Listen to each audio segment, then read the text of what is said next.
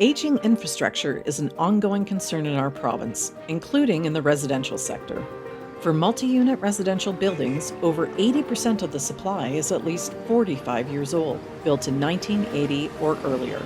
In Ontario, between 2019 to 2023, an average of 32 electrical fires per year have occurred in aging multi-unit residential dwellings. These incidents have the potential to displace thousands of tenants from their homes for extended periods of time. Aging infrastructure affects more than just electrical systems. Other age-related issues, such as pipe leaks or poor roof maintenance, can lead to water ingress and cause disastrous electrical events. The key to avoiding these incidents is awareness and to have a comprehensive maintenance plan that includes electrical systems. Property owners, managers, and tenants have a role to play in keeping their buildings safe and reliable. You can help understand and address aging infrastructure challenges by spreading this message and by visiting esasafe.com/aging.